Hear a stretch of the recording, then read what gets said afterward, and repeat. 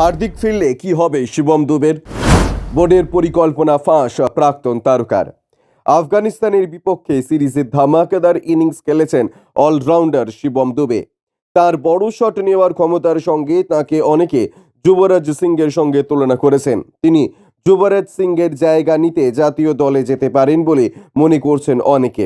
তাই যুবরাজ হতে গেলে তাকে আগামীতেও বড় বড় ইনিংস খেলতে হবে।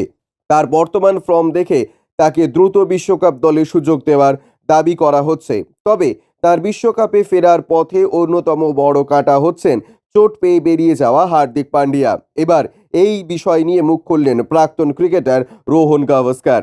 আফগানিস্তানের বিরুদ্ধে টানা 2টি ম্যাচে হাফ সেঞ্চুরি এবং উইকেট নেওয়ার সঙ্গে শিবম দুবে এখন পেস অলরাউন্ডার হিসেবে সমর্থক থেকে প্রাক্তন ক্রিকেটারের প্রিয় হয়ে উঠেছেন। তার এই ধামাকাদার কামব্যাকের ফলে জাতীয় দলে হার্দিক পান্ডিয়ার সুযোগ পাওয়া সম্ভব নয় বলে মনে করছেন অনেকে।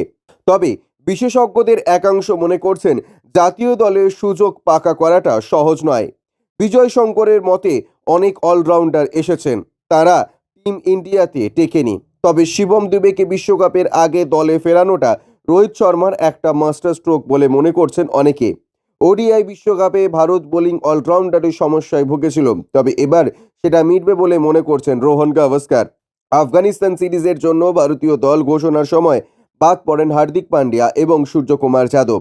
দুজনেই চোটের জন্য বাইরে রয়েছেন। এটাই দুবের কাছে জাতীয় দলের দরজা খুলে দেয়। রোহিত তাকে সুযোগ দেন এবং বুদ্ধি ব্যবহার করেন। Bureau report, UJ news.